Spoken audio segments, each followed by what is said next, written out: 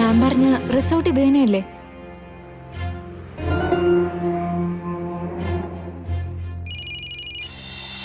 Madam മോളിക്കുട്ടിയെ വിളിക്ക്.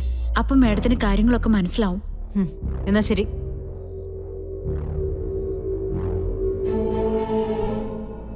സിനി, നമുക്ക് ഉടനെ പുറപ്പെടണം. മാം, എന്നെ കണ്ടാ ശ്രീനിവാസ് സംശയിക്കോ ഇല്ലയോ അതല്ല എന്റെ പ്രശ്നം. ഗാധമോളുടെ ജീവന. ഇത്രയും സൂത്രശാലിയായ ശ്രീനിവാസൻ ഈ നേരത്തിനുള്ളില് എന്റെ ഗാധമോളെ തിരിച്ചറിഞ്ഞിട്ടില്ലെന്ന് ഞാൻ വിശ്വസിക്കില്ല. ഗാധമോളെ അയാൾ തിരിച്ചറിഞ്ഞിട്ടുണ്ടെങ്കിൽ അവളെ അയാൾ തട്ടിക്കൊണ്ടു പോകും. അതിനു മുമ്പ് എനിക്കവിടെ എത്തിയേ പറ്റൂ. ഞാൻ റെഡിയായിട്ട് വരാം, നീ ഇറങ്ങ.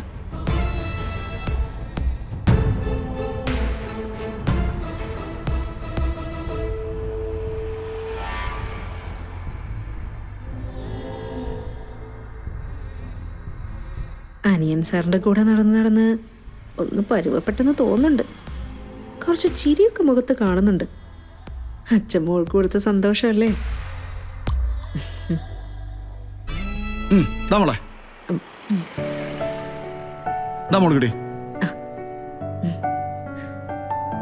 എന്തൊക്കെ പറഞ്ഞാലും ഇന്ന് മൊത്തത്തിൽ നല്ലൊരു ദിവസമായിരുന്നു മോളെ.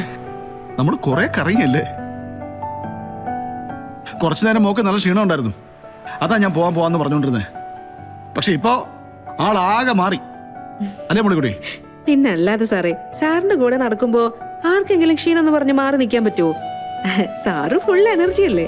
ശ്രീനിവാസൻ അതെങ്ങനെ വേണ്ടേ മോളിക്കുട്ടി? രണ്ടുപേരും കഴിച്ചു കഴിഞ്ഞാ നമുക്ക് അങ്ങ് വിടാം. ഇപ്പൊ വിട്ടാ സമയം കറക്റ്റ് ആയിരിക്കും. നേരത്തെ നമ്മളൊരു അമ്പലത്തിൽ തൊഴുതില്ലേ? അവിടെ ഒരു ചേച്ചി ശ്രീകൃഷ്ണ ക്ഷേത്രത്തിന്റെ കാര്യം പറഞ്ഞു. ആനയടിയിലെ ശ്രീകൃഷ്ണ ക്ഷേത്രം. അവിടുത്തെ വിഷുക്കണി പ്രസിദ്ധാണെന്നാ പറഞ്ഞ്. അങ്ങനെയാണെങ്കിൽ വെളുപ്പിന് അവിടുന്ന് കണി കണ്ടിട്ട് പോയാലോ? വെളുപ്പിന് വരെ ഇവിടെ നിൽക്കാന്ന് പറഞ്ഞ സംഗതി ഈ ക്ഷേത്രം ഞാനും കേട്ടിട്ടുണ്ട്. അവിടുത്തെ വിഷുക്കണി ബഹുവിശേഷമാ. പിന്നെന്താ സാറ്, കൃഷ്ണയുടെ ആഗ്രഹമല്ലേ, അതും കൂടി ഇങ്ങ് സാധിച്ചു കൊടുത്തേക്ക്. മോളിക്കുട്ടി ഓർഡർ ഇട്ട് കഴിഞ്ഞില്ലേ, നമുക്ക് അങ്ങനെ തന്നെ ചെയ്തേക്കാം. വെളുപ്പിനെ കണി കാണുന്ന സമയം വരെ നമുക്കിവിടെ എന്തെങ്കിലും ചുറ്റിക്കാണാൻ എന്തെങ്കിലും ഉണ്ടെങ്കിൽ അതും ആവാം. മോള് ഹാപ്പി അല്ലേ? എനിക്ക് സന്തോഷം. ആ, അതിനേക്കാൾ പ്രധാനം വേറെ എന്താ എനിക്കുള്ള മോളെ? ആനയടിയിൽ ശ്രീകൃഷ്ണ ക്ഷേത്രം ഓക്കെ. ആദ്യം ഒരു കറക്കം, എന്നിട്ട് ക്ഷീണം തോന്നുവാണെന്നുണ്ടെങ്കിൽ ഇവിടെ എവിടെയെങ്കിലും ഒരു റൂം എടുത്ത് നമുക്ക് വിശ്രമിക്കാം. പോരെ? അവിടുന്ന് പോയാൽ മതിയല്ലോ കണി കാണാൻ. എന്താ മോളെ? അത് മതി. എന്നാ വേഗം കഴിക്കേ.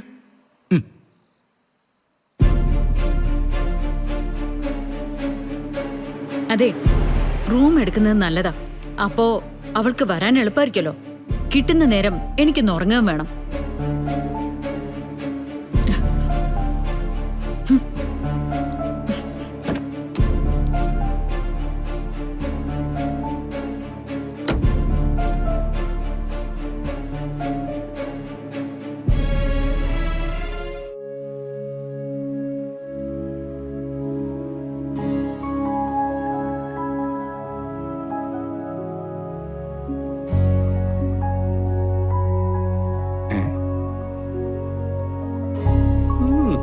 ഇരിപ്പുണ്ടില്ലേ?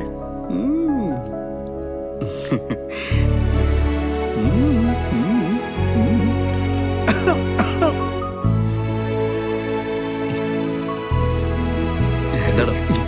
ഒന്നുമില്ല സാറേ.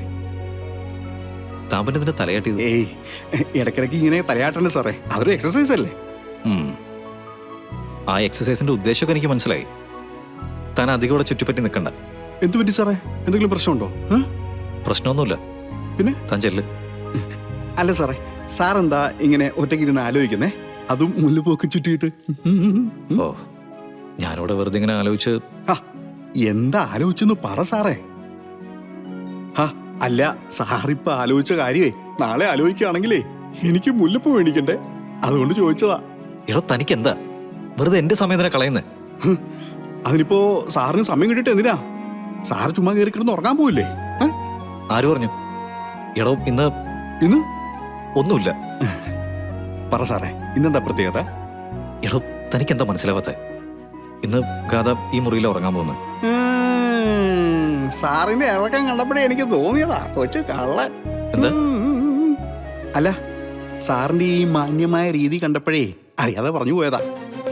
ഒരാൾ നമ്മുടെ മുറിയിലേക്ക് ഉറങ്ങാൻ വരുമ്പോ നമ്മള് മാന്യത കാണിക്കേണ്ടത് അത്യാവശ്യമല്ലേ? എടോ താനൊന്ന് പോ മാണിക്കുഞ്ഞ്.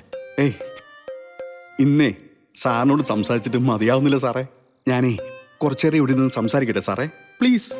എടോ താൻ പോകുന്നുണ്ടോ അതോ ഞാൻ തന്നെ പിടിച്ച് പുറത്താക്കണം? എന്റെ പൊരു സാറേ, ഞാൻ പൊക്കോളാം. സാറിന്റെ സ്വപ്നങ്ങൾക്ക് ഞാനൊരു ശല്യാവുന്നില്ല. പിന്നെ 2-3 തവണ നമ്മൾ മണിയർ ഒരുക്കിയതാ. ഇനി അതിനുള്ള അവസരം ഉണ്ടാക്കല്ലേ സാറേ. Good night. അല്ല, ഓൾ ദി ബെസ്റ്റ്. ആ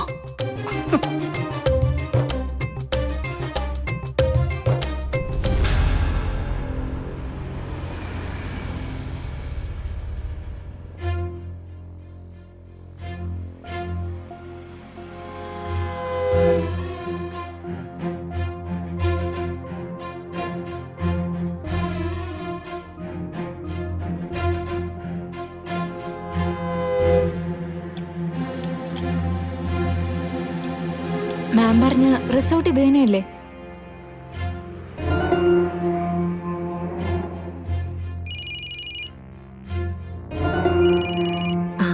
ഹലോ. ആ മോളിക്കുട്ടി, ഞാൻ മോളിക്കുട്ടി പറഞ്ഞ റിസോർട്ടിന്റെ പുറത്തെത്തിയിട്ടുണ്ട്. ഗാതമോൾ ഏത് റൂമിലാ? ആ റൂം നമ്പർ 105. ഞാനും ഗാഥയും ഈ മുറിയിലാ. ഓക്കെ. ആ പിന്നെ മാഡം, അനിയൻ സാറ് തൊട്ടടുത്ത മുറിയിലുണ്ട്.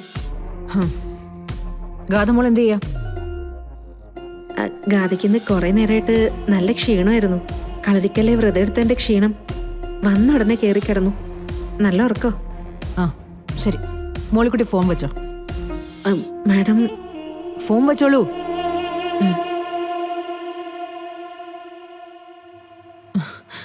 മോള് നല്ല ഉറക്കാന്ന്. അവക്ക് വിശപ്പും ക്ഷീണവും കാണും. എന്ത് ചെയ്യാനാ മാമിന്റെ പ്ലാൻ?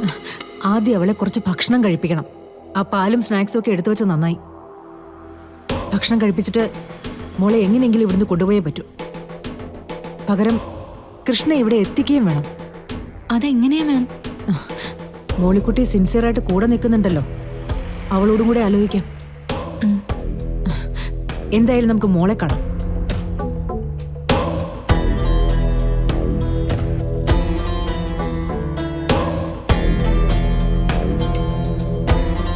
കഥ